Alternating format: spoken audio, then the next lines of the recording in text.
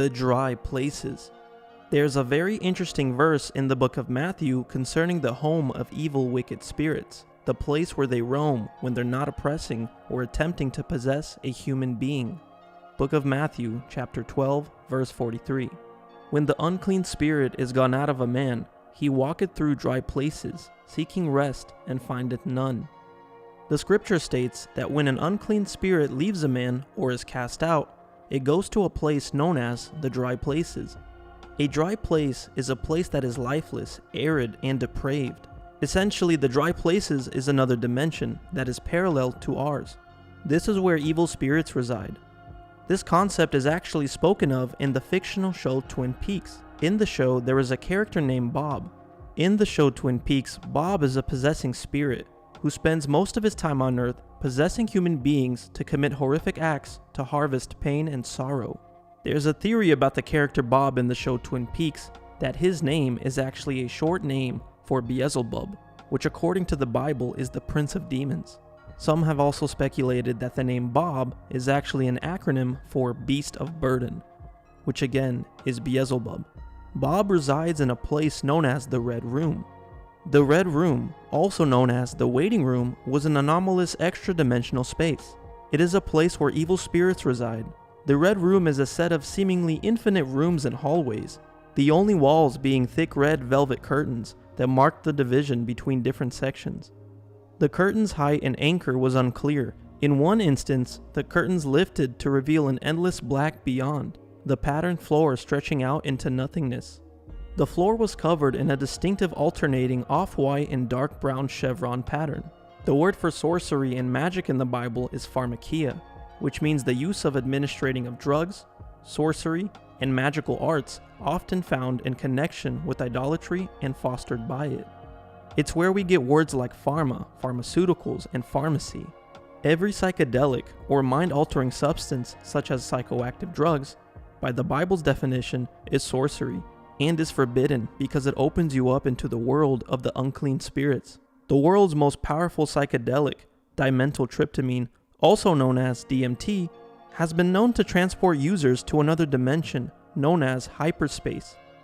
This place is often described as a carnival-looking dimension, very colorful, with black and white checkerboard and zigzag patterns all around. One person said that he saw black and white checkerboard patterns come through in his visuals that he was experiencing while on DMT. Does anyone else have black and white checkerboard come through visuals when blasting off? Almost every time I see this really tight pattern. I smoked half a gram yesterday, consecutively tripping. And on the last one, I was rolling my head around, eyes closed, and the visuals were as if I were occupying the space, looking up at this black and white patterned cube, whereas the last few times, it's been a background pattern. Always an entity present, showing me the patterns too. Yesterday was a very masculine presence, showing me through a batch I made myself. It was weird. I know it was a male spirit. I'm rambling. I believe those who take DMT and other mind-altering substances blast off into another realm or open themselves up to these unclean spirits. These realms or dimensions are the dry places. This is why sorcery or pharmakia, the use of mind-altering substances like DMT, is forbidden in the scriptures. We are not allowed to go into the high places where these deceitful, unclean spirits are trapped till the day of judgment. This command of staying away from sorcery is for our own spiritual and physical health. According to the book of Enoch, after the worldwide flood killed off the Nephilim, destroying their flesh, the spirits of the Nephilim became what we now know as evil spirits, demons, unclean spirits, and devils. These disembodied Nephilim spirits are trapped behind the veil in the dry places. They have cravings of the flesh, but no flesh to fulfill their depraved cravings. Enoch chapter 15, and the spirits of the giants afflict, oppress, destroy, attack, do battle, and work destruction on the earth, and cause trouble. They take no food, but nevertheless hunger and thirst, and cause offenses. There are many interesting myths and legends about the existence of spirits that constantly hunger and thirst, known as the hungry ghosts or the hungry spirit. Hungry ghosts are the demon-like creatures that are described in Buddhist, Taoist, Hindu, Sikh, and Jain texts as the remains of the dead who are afflicted with an insatiable desire, hunger, or thirst as a result of bad deeds or evil intent carried out in their lifetime. These legends are found in every part of the Far East, from the Philippines to Japan and China, Thailand, Laos, Burma, India, and Pakistan. They are universally described as human-like monsters, with mummified skins, narrow withered limbs, grossly bulging stomachs, long thin necks, and tiny mouths. These spirits are defined by a fusion of rage and desire, tormented by unfulfilled cravings, and insatiably demanding impossible satisfactions. Hungry ghosts are condemned to inhabit shadowy and dismal places in the realm of the living. According to Hindu tradition, hungry ghosts may endlessly seek people so that they may feed off the fear or the vitality of the living.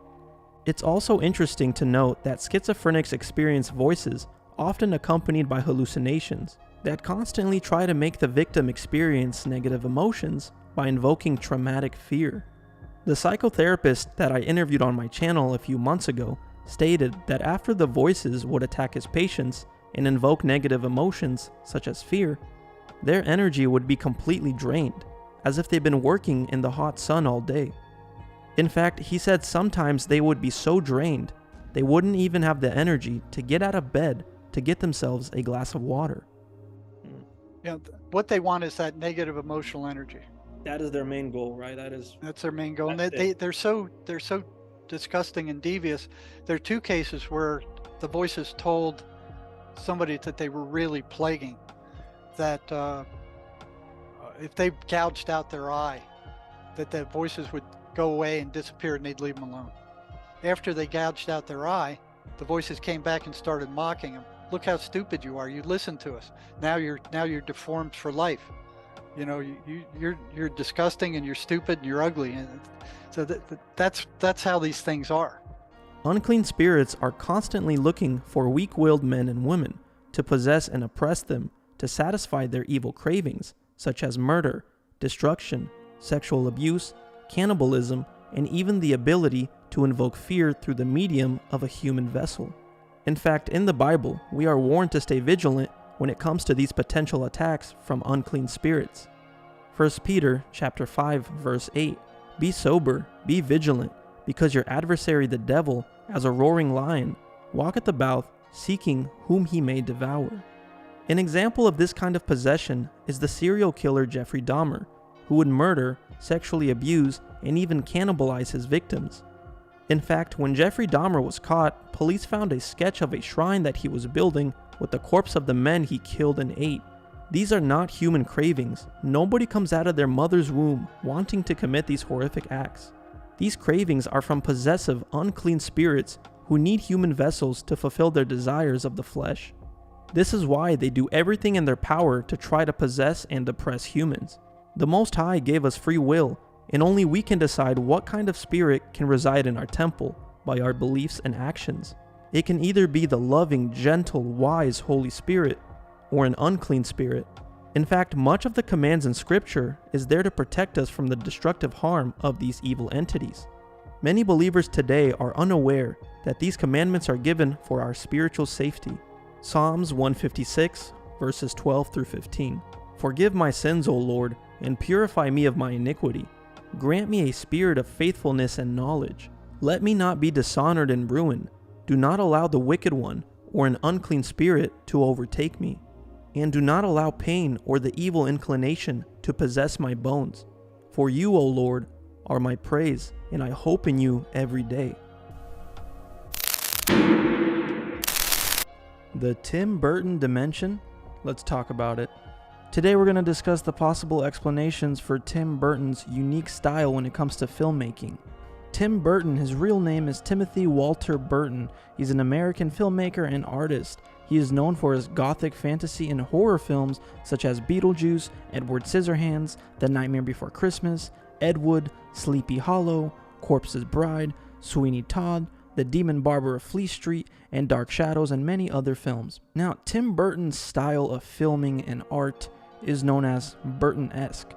His style is so unique that we've come to regard his works and those who replicate them as Burton-esque, and we see the Burton-esque in every facet of his films. writing, lighting, music, characters, and of course production and design. So as we've seen in many of Tim Burton's films, he seems to have a fascination with the afterlife, monsters, a dark gothic scenery. The way I would describe Tim Burton's style is a gothic version of Alice in Wonderland. And I've always wondered, where did Tim Burton get his unique style? Because his style is the most unique style I've ever seen when it comes to filmmaking. No other filmmaker does what Tim Burton does in his own style. So growing up, Tim Burton was a very different kid. And growing up, he felt very isolated and different in his childhood. He turned to movies, especially the B movies of Universal, Hammer Horror, and the mid-century sci-fi movies of directors like Roger Corman. While most audiences feared characters like the Wolfman and Frankenstein's monster, Burton connected with them. He felt empathy for these characters, who he viewed as misunderstood and attacked by others for just being different. As such, most of his movies are autobiographical in their exploration of themes of isolation and uniqueness. They also became a medium for the director to express his own unique visual style, whether it's Beetlejuice, Edward Scissorhands, Batman, Sweeney Todd, Mars Attacks, Dark Shadows, or A Corpse's Bride. Burton's distinctive filmography bears the hallmark of a visual style, often defined as Burton-esque. So yes, as a kid, he felt very misunderstood and he was very different. He often isolated himself in his own room. Growing up, while many kids would be playing in playgrounds, Tim Burton had a fascination with horror movies and hanging out at cemeteries and wax museums. So he felt very different and very isolated in his childhood. And this is what inspired him to make the type of films he does make, because often in all his films, they explore unique themes of isolation and just uniqueness in general. And the main character of all his films often appears to be a social outcast or a misunderstood character, such as Edward Scissorhands, who on the outside, he looks very strange and weird, and he looks like a monster. I mean, he has scissors for hands, right? But in reality, he's actually a very nice guy. And that's the reason Tim Burton made these type of characters who are outcast, isolated, and misunderstood, is because this is how he felt growing up all his life. And staying on the topic of spiritual warfare, as we've learned on this channel, spiritual parasites, wicked spirits, they love negative emotional energy. And as humans, it's not very normal for us to be isolated for long periods of time, because social isolation leads to negative emotional disturbances such as anxiety, depression, stress. And as we've been learning on this channel, this negative emotional energy attracts and invites wicked spirits into your life. So yeah, Tim Burton is known for his gothic imagery and dark fantasy films. Burton picks troubled outcasts as the protagonist, battling a rigid community. He takes you into the world of misfits and presents their point of view. And he does this because this is exactly how he felt growing up, isolated, alone, and misunderstood. Burton understands outcasts like no other. If you ever had feelings of loneliness of being an outsider, it never quite leaves you. You can be happy or successful or whatever, but that thing still stays within you. And I quote Tim Burton. Burton grew up feeling like an outcast. It's the director's lonely childhood that lets him emphasize with other loners. So yes, Tim Burton always had this fascination with the afterlife, with this gothic-like style of filmmaking. He had fascinations with horror movies and cemeteries. So according to Tim Burton himself, he formed his art style that was inspired by strangeness and outcasts. He said, "I love animated characters that have no eyes." He also said he likes characters with chalky white skin color, dark circles, big eyes, accentuated cheekbones, spooky appearance, and eerie settings. And another very common thing that you'll spot in all of his movies, this is like a Tim Burton Easter egg, is he loves using black and white stripes. I kid you not, look at all his movies, he always uses stripes, whether it's Alice in Wonderland, Willy Wonka, Beetlejuice, Nightmare Before Christmas. All his movies feature a character wearing stripes. Now, why do I think this is significant? If you think back to all my content I made on the black and white pattern, whether it's black and white stripes, black and white zigzags, checkered floors, this pattern is often seen on many powerful psychedelics like ayahuasca, salvia, and DMT especially. And I've mentioned this plenty of times before, but I know we have a lot of new people on here. By the way, for those of you who are new, welcome to my channel. Thank you so much for joining. I'm glad a lot of you are enjoying the videos. But when people partake in powerful psychedelics such as DMT, there is a common experience that a lot of these people experience, and that is they end up in this other dimension Either there's a black and white checkerboard pattern all over the place, or a zigzag black and white pattern, or a black and white striped pattern. But the common factor is always the same. There's this black and white pattern all over the place in this other dimension, and in this dimension they encounter trickster spirits, often described as the jesters. And the look of these entities are always the same, and the black and white stripes remind me of the sacred clowns that I talked about in my past videos that many tribes throughout the world worship. People in the tribal world often dress like these entities, and they have a black and white striped appearance, protrusions coming out of the head, dark eyes, pale face, black lipstick, kind of like what many of Tim Burton's films depicts. Characters with a pale face, dark circles around the eyes, and stripes all over. In all his movies, you'll find this common factor. I mean, the character Beetlejuice is literally a demon, and I'd say a pretty accurate one, a trickster spirit that has black and white stripes or a black and white design all over him. In Tim Burton's book, he unfolds, it goes back to childhood. I just remember that feeling that what people call normal is not normal, and what people call abnormal is abnormal. And that's why I always responded to characters and monsters and cultures. I always felt like there was more life there, Burton. He always felt connected with these so-called monsters that he created and these outcasts. And like I've been saying, Tim Burton grew up feeling very isolated and alone and very different. And isolation creates negative emotional energy. And as we've learned, negative emotional energy attracts wicked spirits. And often these wicked spirits, they capitalize on our loneliness. But yeah, it's very interesting that Tim Burton also has this fascination with the black and white pattern. I don't think that was random. I believe this influence came from somewhere else. And I'm beginning to see where Tim Burton gets his style from, especially the black and white checkered pattern. In fact, in Las Vegas, there's actually a Tim Burton exhibit. And what do we see throughout this exhibit? We see his characters, we see checkerboard patterns, we see the black and white style, we see the monsters in the gothic Alice in Wonderland type style, checkerboard floors everywhere, striped creatures, very eerie, disturbing, gothic looking characters, again, with black and white striped patterns behind them, black and white checkerboard floors. The backroom dimensions? Throughout history, many people have experienced dreams and nightmares and trips on mind-altering substances, where they end up in strange rooms in other dimensions, often filled with non-physical beings.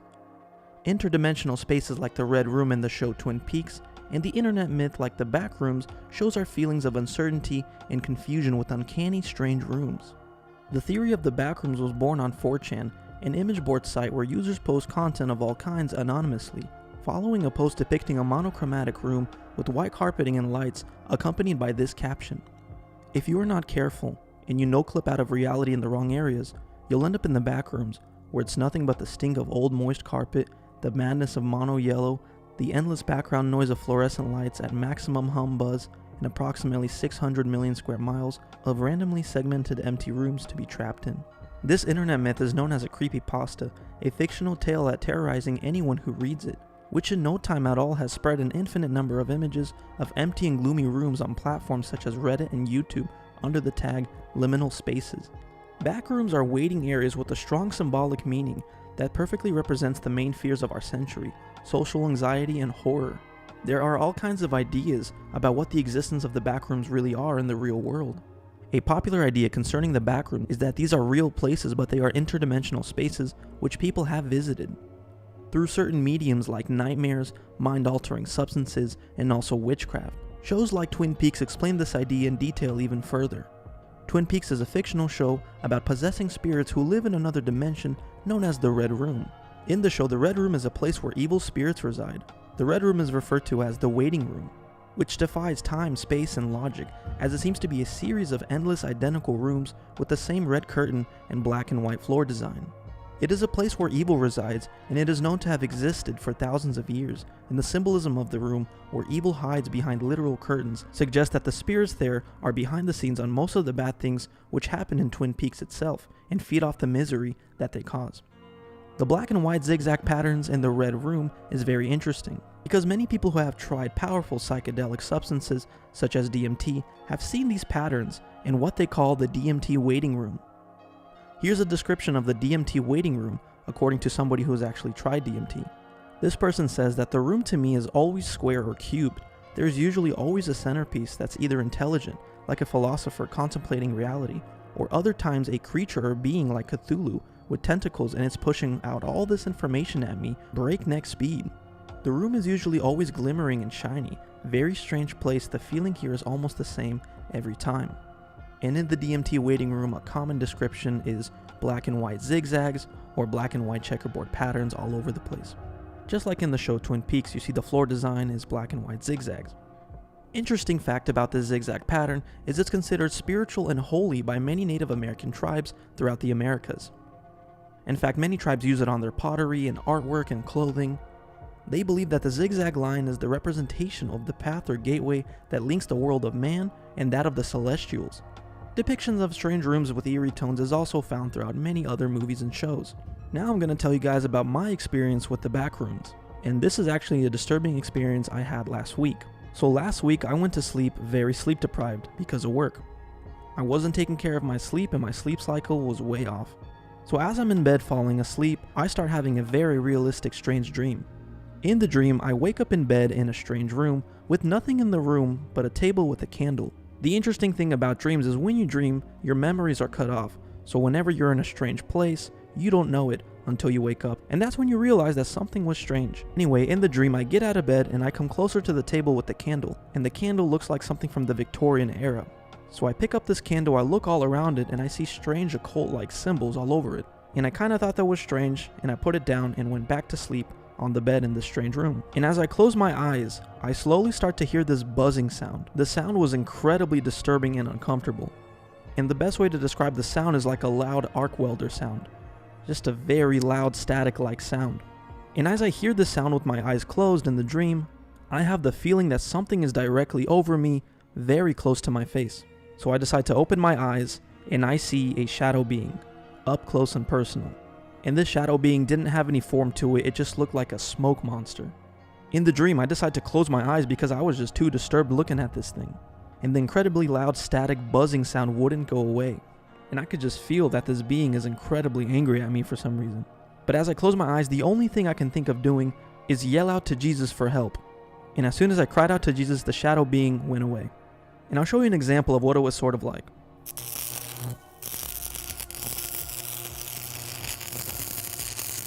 So yeah, very creepy, disturbing dream in this weird liminal space, in this strange backroom-like dimension.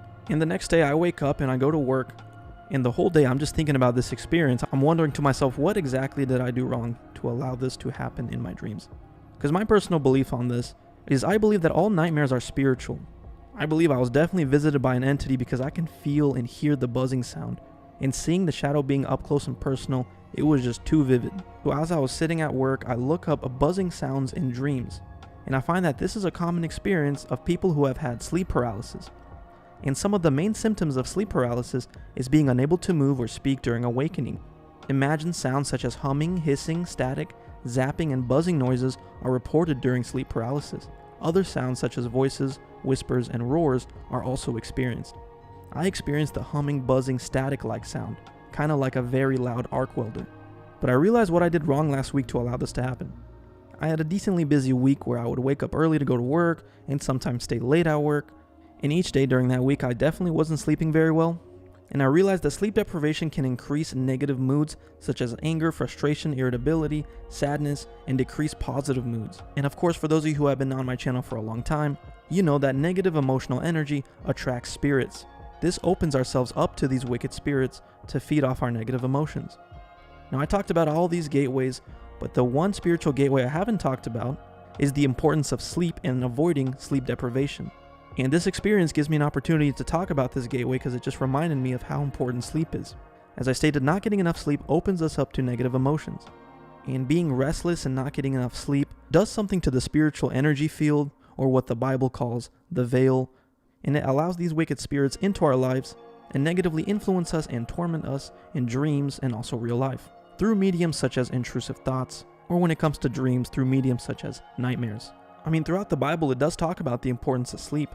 For example, in Psalms it says, "I will both lay me down in peace and sleep, for thou, Lord, only makest me dwell in safety." In Proverbs 3:24 it says, "When thou liest down, thou shalt not be afraid, yea, thou shalt lie down, and thy sleep shall be sweet." In Psalms 127:2 it says, "It is vain for you to rise up early, to sit up late, to eat the bread of sorrows, for so he giveth his beloved sleep." So getting proper rest is not just important for our physical health and mental health, but also our spiritual health. Because if we don't get enough sleep, we give into negative emotional energy, and this opens us up to spirits. This opens us up to the spirit of heaviness, the spirit of fear. So getting enough sleep is very important. But yeah guys, this was the backroom dimensions. It's quite possible that the backrooms are actually real, and many people have experienced them on mind-altering substances and through dreams. The Upside Down is an alternate dimension in Stranger Things, existing in parallel to the human world. Most, if not all, flora and fauna present in the dimension are linked together in a hive mind controlled by the Mind Flayer, essentially forming an enormous superorganism. A key component of this hive mind was a species of humanoid predators dubbed Demogorgons, which originated from the dimension. On November 6, 1983, during an experiment hosted at Hawkins National Laboratory, a child test subject named 11 made interdimensional contact with the Demogorgon and unintentionally, on accident, opened the gate. Through this gateway, the Mind Flayer began using its dominion over the Upside Down to invade the town of Hawkins, spreading toxic biological matter, presumably with the goal to eventually invade the entire Earth. However, the plan was stopped when the gate was closed, supposedly severing the dimension's connection to Earth's dimension. So yeah, basically what the Upside Down is, it's another dimension. It's a world that's parallel to ours, and it's not to be confused with a parallel universe like from Doctor Strange, but just a world that's parallel to ours.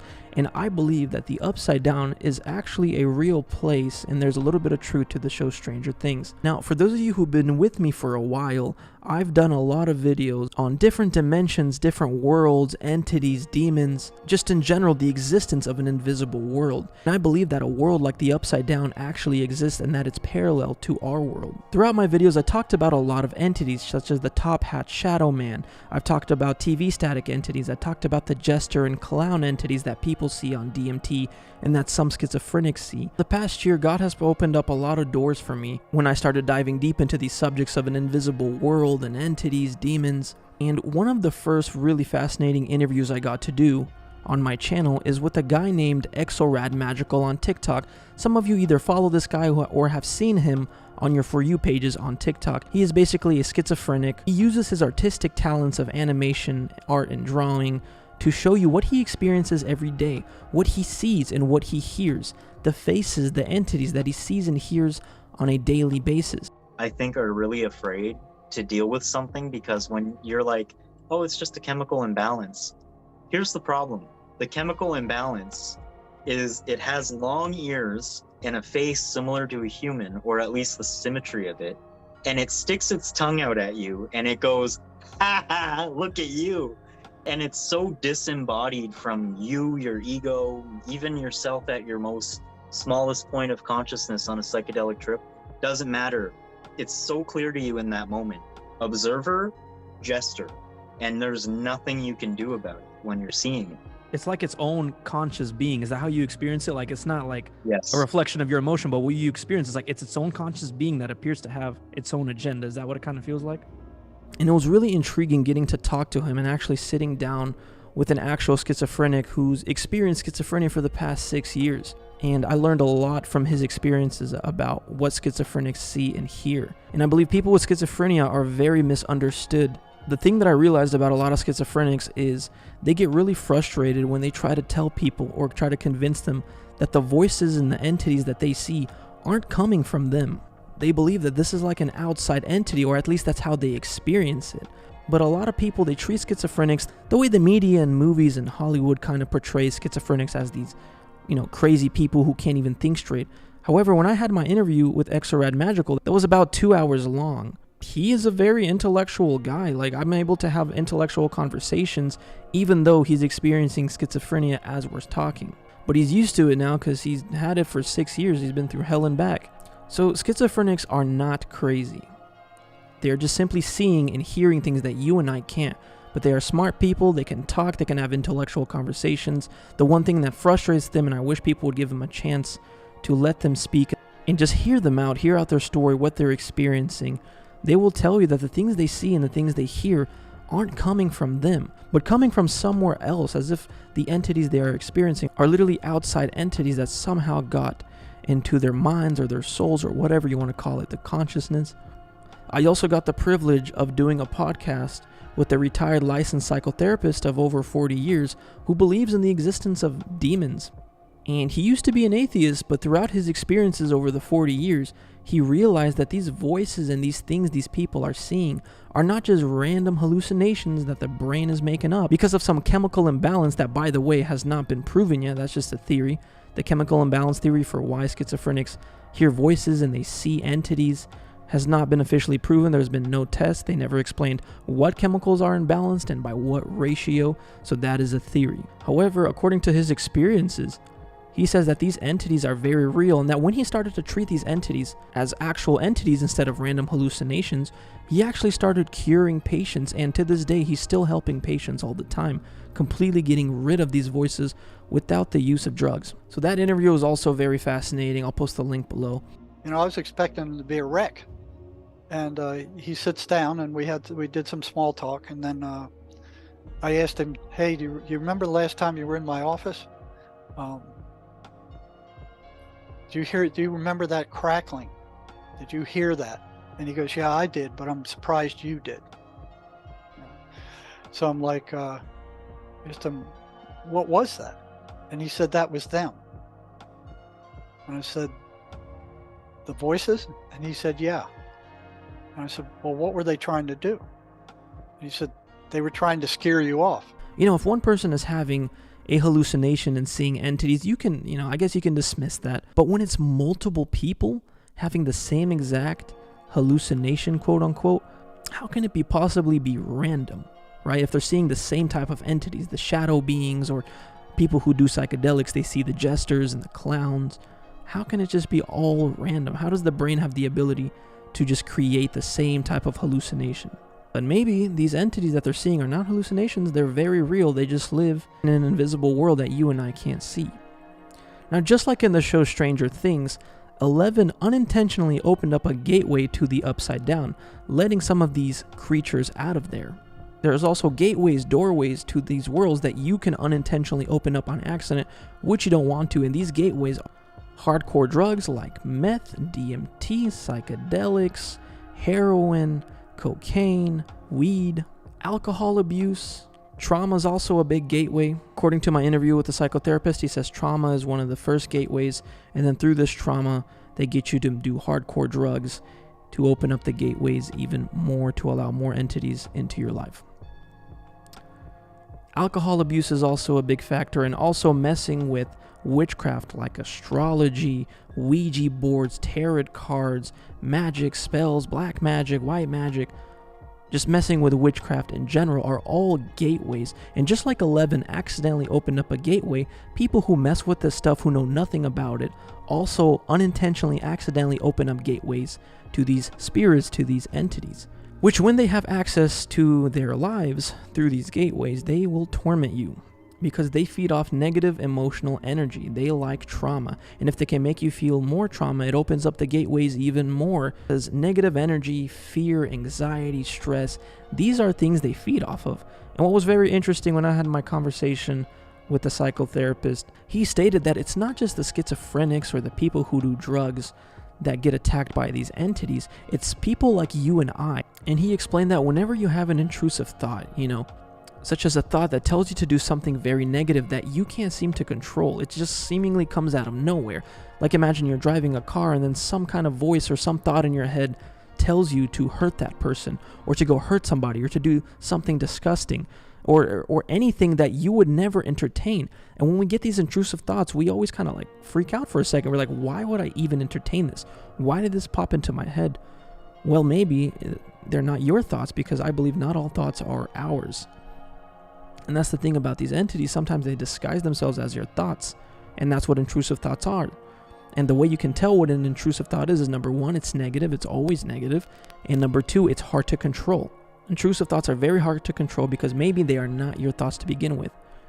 And how do these entities gain access to everyday people like you and I who don't mess with witchcraft and don't mess with hardcore drugs or abuse alcohol? Well, one of the gateways, like I said, is trauma. It can be anything from stress, anxiety, from fear, from depression. These are all also gateways. Because as humans, we're emotional creatures and we like to feed into fear and anxiety and stress. And that's how our world is literally built. That's how these entities operate in stealth, is they operate through these negative emotions. And just turn on the news and look at how much negative emotion is being bred into society. All the time there's something negative happening on the news. There's always negative music and negative movies. It's done to create and foster these negative emotions so that these entities can feed off and can torment you, making you feel more negative emotions so they can feed off you even more, like spiritual parasites. But yeah, Stranger Things is pretty accurate, right? The upside down is real. This is where these wicked entities reside in, and just like 11 opened up a gateway, you also can unintentionally open up gateways through abusing alcohol, through abusing drugs, through stress, anxiety, fear, trauma, and also through messing with witchcraft, like I've been saying. Like, now that I know all this stuff, whenever I see a person that's abusing alcohol, or I'm driving down somewhere, or I'm driving and I see a person, tweaking out on drugs on the street, instead of looking at them and saying, oh, that guy's a drunk, or that guy's a tweaker, I look at these people now and I'm like, wow, these guys are getting abused by spirits, by real entities. We're going to be talking about the zigzag dimension. I've talked about demons, who they are, how they work, and stuff like that concerning spiritual warfare, but I've never really talked about where they live, what is their home, where do they reside. So anyway, let's get started. We're going to talk about the zigzag dimension. So to start this talk, I want to talk about one of the strongest psychedelics in the world, which many of you know about, called DMT, dimethyltryptamine. The one really interesting thing I notice about DMT is when people partake in it and they blast off into this other world or other dimension, a lot of them claim to be in this weird dimension where everything is like a black and white zigzag or checkerboard-like pattern. And I found this really interesting Reddit post of a guy who did DMT, and he describes his experience. And this is what he had to say. Checkerboard. Does anyone else have black and white checkerboard come through visuals when you're blasting off? Almost every time I see this really tight pattern. I smoked a half gram yesterday, consecutively tripping, and on the last one, I was rolling my head around, eyes closed, and the visuals were as if I were occupying the space, looking up at this black and white pattern cube. Whereas the past few times, it's been a background pattern. Always entities present showing me the patterns too. Even if I can't see them, they're there. Yesterday was a very masculine presence showing me through a batch I made myself. It was weird. I know it was a male spirit. I'm rambling. I love TMT, LOL. And then other people replying to him, yeah, the checkerboard pattern is a common pattern to see on hallucinogenics. Another guy says, my first time blasting off, I was in a black and white checkerboard room. The second time I blasted off, I went into a red and white checkerboard room. Months ago, I interviewed a guy named Exorat Magical. He's this famous schizophrenic artist on TikTok, and I became friends with him on there and did a podcast about schizophrenia and DMT and his experiences. And he's a really good artist, and he basically draws what he sees and what he feels. And the common thing with his drawings is most of the time they're not very colorful, or from what he shows us, they're always black and white patterns. And on this specific artwork that he did, you can see a lot of these black and white patterns that he draws. For example, this picture, you see all kinds of faces and shapes, and then you see like checkerboard patterns, stripes, and zigzags all over the place. So I thought that was very interesting because Exorad has also taken DMT. But yeah, one of the common things people see when they take DMT is they end up in this other dimension and they see entities in black and white patterns. Now, with that being said, I want to talk about a few movies and shows concerning this topic. So as you know, I don't just view movies and shows as just entertainment. I always look for the deeper message or symbols behind the show or movie. So the first show I want to talk about is Twin Peaks. And the reason why I'm mentioning Twin Peaks is because there's a phenomena in the show called the Red Room, and I'm going to read to you what the Red Room is. The Red Room, also known as the Waiting Room, was an anomalous extra-dimensional space connected to Glastonbury Grove in Twin Peaks, Ghostwood National Forest. First discovered as early as the 1800s, the Red Room was believed by many to be the Black Lodge of local Native American legends. Many spirits appeared to live in the Red Room, most notably one calling itself the Arm. The Red Room was most accurately a set of seemingly infinite rooms and hallways, the only walls being that the thick red velvet curtains that marked the division between different sections. The curtain's height and the anchor was unclear. In one instance, the curtains lifted to reveal an endless black expanse beyond the patterned floor, stretching out into nothingness. The floor was covered in a distinctive alternating off-white and dark brown chevron pattern. It was composed of hard material. So yeah, in the show, there's a place called the Red Room, where one of the main characters in the show meets a possessing spirit by the name of Bob in this black and white zigzag patterned room. And I thought it was an interesting connection to make between this and what people see on DMT, entities inside of a black and white checkerboard zigzag-like pattern. But it's interesting that people on DMT see this pattern in the DMT dimension that they see, and they see these entities as well. And in the show, these entities reside in a dimension with zigzag black and white patterns, so I thought that was interesting. So that's one of the shows I wanted to mention, because as you know my view on it, I don't believe that shows are just shows. The next movie I wanted to talk about is the movie Beetlejuice. It's a 1980s film by Steven Spielberg, and I'm going to read to you a summary of the plot. After Barbara and Adam Maitland die in a car accident, they find themselves stuck, haunting their county residents, unable to leave the house. When the unbearable Dietzes and teen daughter Lydia buy the home, the couple attempts to scare them away without success. Their efforts attract Beetlejuice, a rambunctious spirit whose help becomes dangerous for the couple and innocent Lydia. So yeah, basically in this movie, this couple dies from a car accident, and they are trying to scare off the new residents in their home. So they're basically ghosts in the movie. And their efforts attract this trickster-like spirit named Beetlejuice. Now the interesting thing about Beetlejuice, you see him here wearing that same black and white pattern that I've been talking about concerning entities in the zigzag dimension. Moving on, the next thing I wanted to mention is a music video by Tom Petty and the Heartbreakers, and this music video is the music video for Don't Come Around Here No More. So in the whole music video, Tom Petty is basically in this other dimension, and all around you see black and white patterns, zigzag patterns, and it has a very Alice in Wonderland like theme, which Alice in Wonderland is used as a symbol in the occult. So I thought that was pretty interesting. So all throughout the whole music video, you see this black and white pattern, you see these zigzag shapes, and it reminds me of that same DMT dimension that people see when they take DMT with the zigzags and black and white patterns. But yeah, thought that was very interesting. Like I said, I don't believe movies and music videos are just there for entertainment, because some of the stuff is so random. I don't think it's just for no reason. It always has a purpose. The black and white patterns, the zigzags, it always has a purpose for why they decided to use these. Why did they decide to use these symbols? But yeah. And the final movie I want to talk about is something I recently seen like 2 weeks ago, and it's called Vivarium. It's a 2019 thriller mystery, and I'm going to read to you the plot. Hoping to find the perfect place to live, a couple travels to a suburban neighborhood in which all the houses look identical. But when they try to leave the labyrinth-like development, each road mysteriously takes them back to where they started. So long story short, this couple wants to look for a house, and they meet this like weird, mysterious real estate agent who tells them about this perfect neighborhood, this perfect place. He tells them, hey, follow me, I'll take you to this neighborhood and I'll show you the houses. And the couple are convinced, and they start following this guy. And somehow they end up in this other dimension that they don't know how they got there. Also don't know how to get out, because as soon as they check out one of the houses, the real estate agent basically disappears. And when they try to leave this neighborhood, they can't. They just keep on going in circles. So long story short, this real estate agent is actually an interdimensional entity that leads them to this other dimension. The definition of a vivarium, which is the title of the film, is an area usually enclosed for keeping and raising animals or plants for observation or research.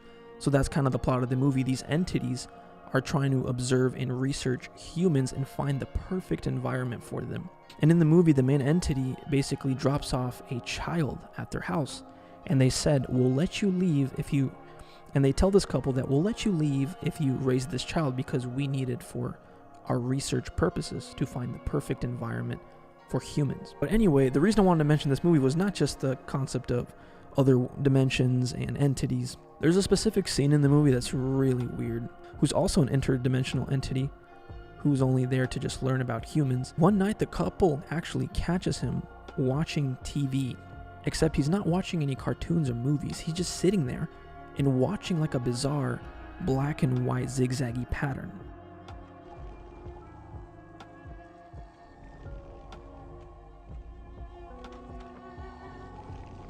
And the movie does not really explain this zigzag pattern. It just kind of implies that this is how this kid is communicating with the other entities. The movie never really directly explains why he does this.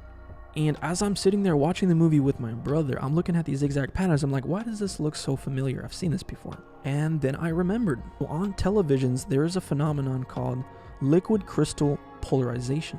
It's basically when somebody's on TV, like doing an interview or something, just on TV, and all of a sudden there is a black and white zigzaggy pattern that starts to manifest on them. And the explanation for this is it's just basically a glitch, but there are a lot of instances where, like for example, a news reporter would be talking and then all of a sudden you see this zigzaggy pattern manifest on their face. Or there are interviews of celebrities, for example, like of Robert Pattinson is a good example, where he's talking about his movie and then all of a sudden this zigzaggy pattern starts to manifest on his face. And what's really interesting, most of the time these zigzaggy patterns only kind of manifest on their faces and not the background. So I always found that out. I'm like, how come the background, if it's just a glitch, how come the entire background isn't all zigzaggy? Why is it just their faces or their bodies? I'm going to show you a few examples of this so-called glitch, liquid crystal polarization. See this, I was there, and you know, in TV I try not to judge because everyone's judging and blah blah blah blah. Mm-hmm. They're like smart chicks. I know. I mean, I hate to be that way, but they're like smart girls. I know. That's the weirdest thing. It's like, what are you guys doing? You're all out of your mind. I know. Even like my agent and stuff was saying earlier on, he gets so many emails giving comments about you know what I should be doing and this and that, and they're all very eloquent and very you know, very on the ball emails. They're not like crazy people who they're not nuts. I know, who write in like text message speak. They're all like, you know, they're all kind of, yeah, they're on it. The movie, are you excited about it? Are you proud? I mean, do you think if you're going to have something this big and this talked about, are you happy that it has to be this project? Yeah, no, I mean, it is crazy. It's like, I mean, I'm so totally unexpected. But, and I mean, even when I shoot UNICEF, which is an amazing organization that works in over 150 countries, and my job was to meet with teenagers who were living in exclusion, who were living in extreme poverty or living with HIV, and write their stories, listen to their stories and write them for UNICEF. And so, I mean, I obviously learned so much from these kids. I learned from Anna in particular, who has lived an extremely difficult life. I learned to live each day to its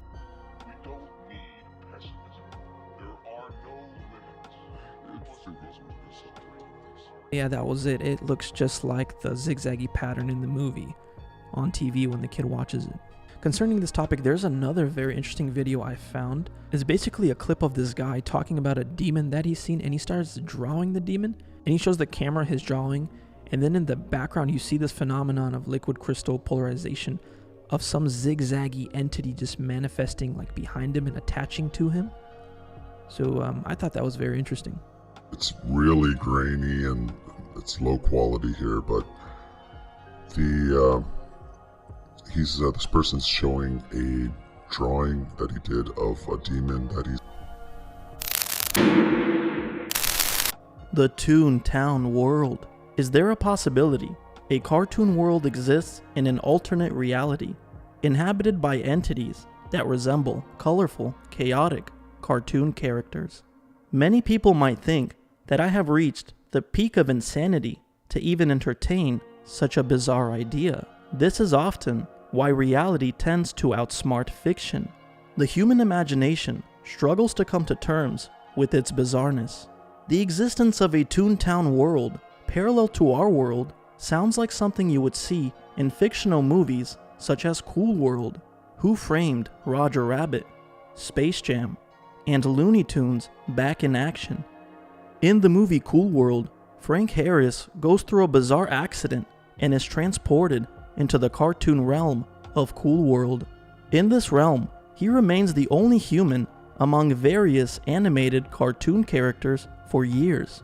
Eventually, artist Jack Deebs also enters Cool World and sets his lustful sights on his own creation, a blonde bombshell named Hollywood. However, excess intermingling between cartoons and humans is said to lead to dire consequences, a risk Jack seems ready to take. There's a very interesting scene in the movie Cool World where the blonde beauty Holly transforms into a jester clown-like entity. As I've mentioned numerous times, I have read and heard numerous testimonies of people who have taken powerful, mind-altering psychedelics such as DMT.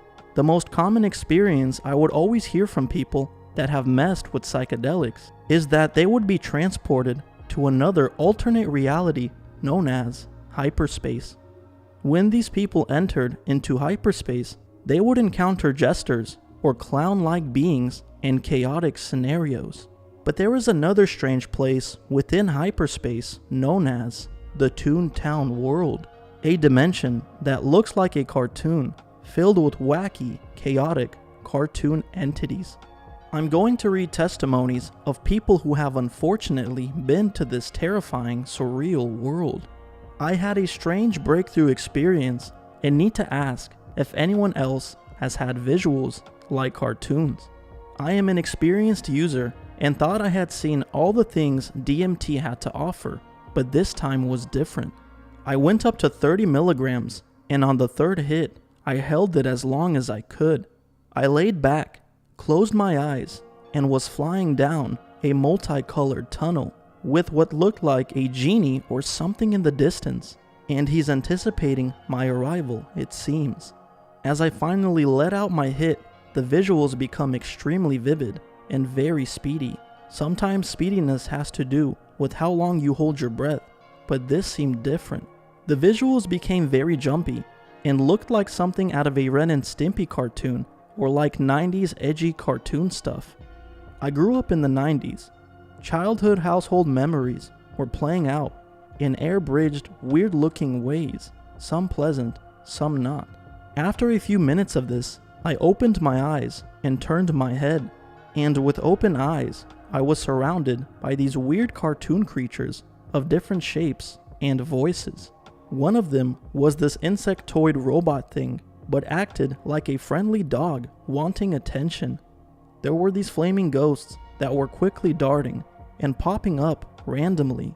One of them sang a song to me, and it sounded like a song Danny Elfman, Oingo Boingo, The Simpsons theme, and lots of Tim Burton movies would write. I had very limited contact with any familiar visuals or telepathic entities. Normally my breakthroughs are very beautiful, vast sometimes, overwhelming, weird, with Mayan or Hindu imagery. Anyone else had visuals that aren't typical? I tried DMT for first time. I went to the Simpsons house. I had my first actual DMT trip for the first time ever last week. I took 2 large hits of DMT and had my first actual DMT trip. The best way I can describe it was that I was in a cartoon, more specifically, the Simpsons house. The couch I was sitting on was pink, and the front door looked as if someone had drawn it. The lighting was also very cartoon looking. Everything was made up of much more simple shapes. I was really not expecting such heavy visuals. I looked at my buddy who gave me the DMT. He looked completely red and like a comic book character. I would say that I did not break through, and I was offered to try it again, but I had seen enough that day. And now that I've discussed the Toontown world, I want to talk about 3 strange criminal cases involving people being inspired by cartoons to murder. The first case involves a woman by the name of Justine Johnson. According to the police report, she allegedly told investigators that a drug-induced hallucination of SpongeBob SquarePants on her television had commanded her to fatally stab her 3-year-old daughter. She claimed that the voices from the TV threatened to kill her unless she hurt her daughter. A CPS official told police that Johnson claimed she was going through heroin withdrawal and used cocaine the day she allegedly killed her daughter, who had turned 3 years old 2 days before she was murdered. Johnson told CPS that she blacked out and did not remember hurting her daughter. She was sentenced to life in prison without parole. The second case involves a young man by the name of Brandon Hole, the My Little Pony mass killer. Brandon Hole was the gunman who killed 8 at a FedEx facility in Indianapolis. After this horrifying incident, investigators continued to seek for a motive in the massacre. He was obsessed with the children's cartoon My Little Pony, Friendship is Magic.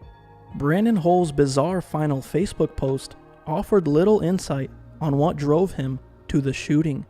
I hope that I can be with Applejack in the afterlife.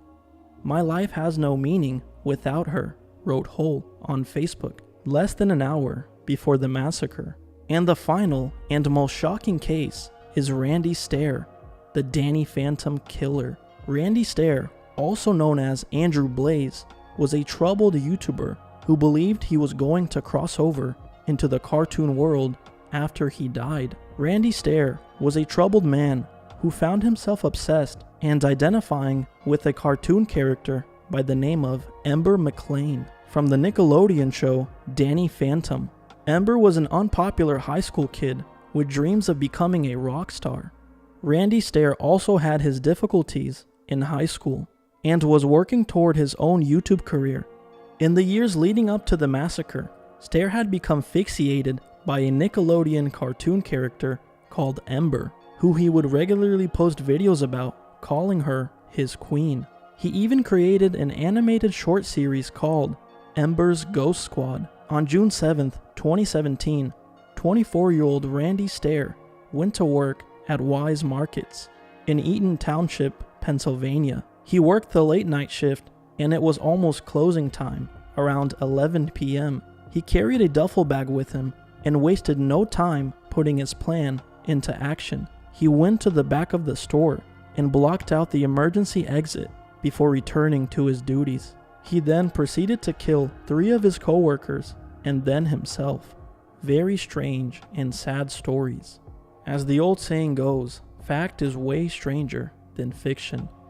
I hope many of you will take this video as a warning to not mess with the devil's devices, such as mind-altering substances, astral projection, and witchcraft.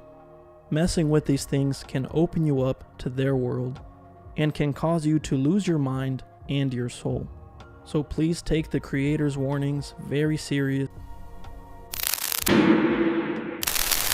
The Toontown world continued.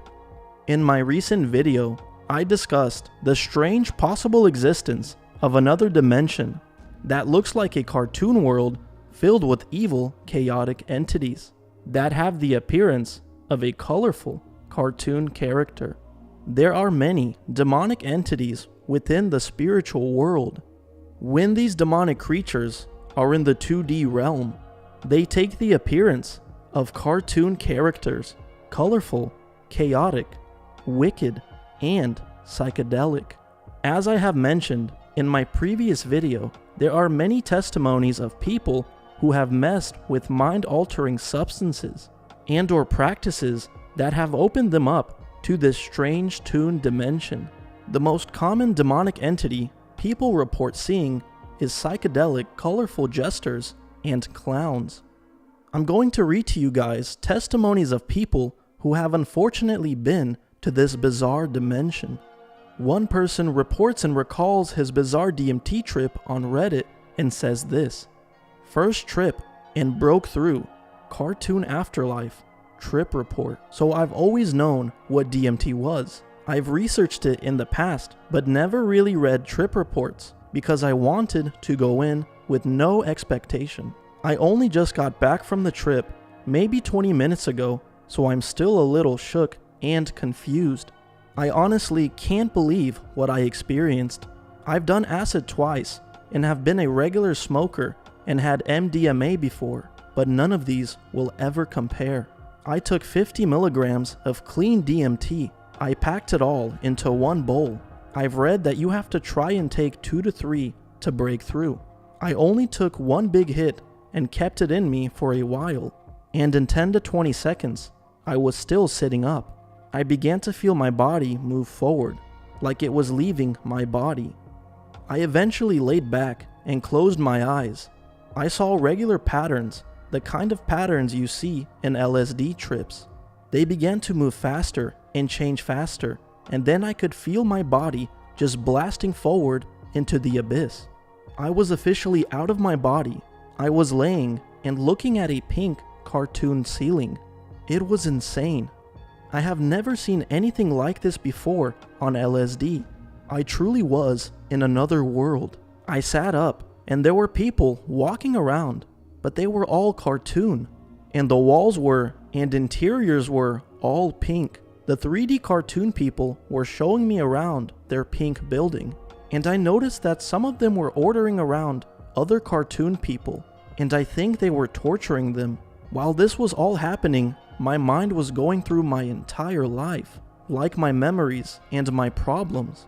It was like the scene selection section you had back in the DVD days. It was like all my memories were on this cartoon film strip, and it was running through all these different issues in my life. A lot of it is personal. I don't want to mention most of them, but one particular one was drugs. I definitely have been abusing it a bit, but have been in denial. I kept repeating to myself, I'm never going to do drugs.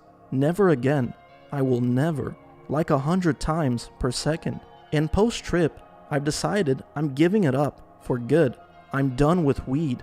It was unbelievable how fast my thoughts were. It was absolutely inhumane. Back to the visual side. I was being shown around this cartoon world, and there were more tortures being shown. There was this weird clown-looking person, and the last few seconds of my trip, he was standing in front of me, and he was telekinetically squishing 3 cartoon people into a ball and moving it around. I kept saying, I don't like this. I really don't like this. And honestly wanted it to be over. I couldn't want it to though. I had realized that I had to wait it out. Everything started to fade to black again with all the patterns, and I could tell I was going back to my body. I could start to hear myself breathing again. I opened my eyes, and the roof was still kind of trippy and cartoonish, and I slowly came back to reality. I was still tripping a bit when I came back. I look at my arms, and they had weird markings on them. They looked huge and like alien-y. I was fine with that though, because I knew I was back in my body. I had this strange outlook on life directly after the come down. I think I need to embrace it more, because it felt like I visited the afterlife. And if that's the afterlife, I'm going to make more moments count, because I do not want to go back to that place. Has anyone else experienced this cartoon world before? Would like to mention that this all happened in like 40 seconds. But when I came back, 10 to 15 minutes went by. I'm making edits as the details come back to me. I also heard ringing right before and during being launched up. Anyone else experience that? Another testimony states that they visited a funny cartoon world.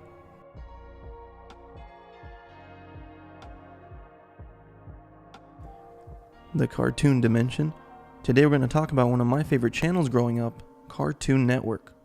Now, Cartoon Network is a big fan of the black and white pattern. I mean, their logo is a black and white checkerboard pattern. Sometimes throughout their commercials and their shows and their banners, you'll see this pattern prevalent everywhere.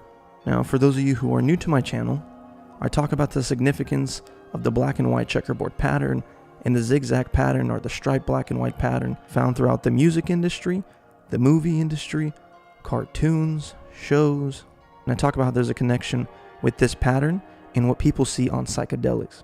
When people are taking powerful psychedelics such as salvia, acid, shrooms, mescaline, DMT, ayahuasca, many of them report going to another dimension that looks like a checkerboard room or a zigzag room or a black and white checkerboard or zigzag room, kind of like the red room in Twin Peaks. And I've said this before in a bunch of my other videos, like for example in the music industry you see the checkerboard pattern everywhere. And I talk about this in my video I made called The Chess Masters. This pattern pops up on music videos time and time again, such as Young Thug's music video inspired by the show Twin Peaks, The Red Room. And many other music videos take that same concept. And they have checkerboard floors, they have zigzag pattern floors, or just checkerboard patterns all across the music video. And I mentioned this before, if you don't know what the show Twin Peaks is, it's a show made in the 1990s, and it's basically a show about possessing spirits who live in another dimension, influencing people to do wicked things. And as you can see, the music industry, the movie industry is full of these wicked things. But the one thing I haven't talked about yet is the cartoon industry.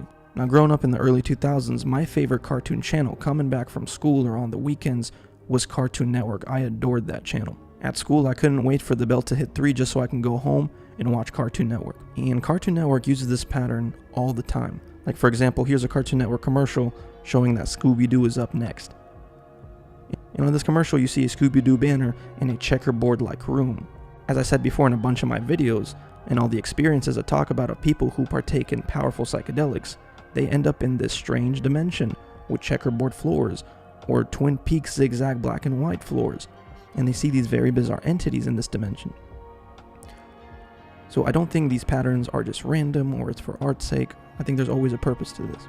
Or here's another Cartoon Network type banner. As you can see, checkerboard floors and checkerboard ceilings.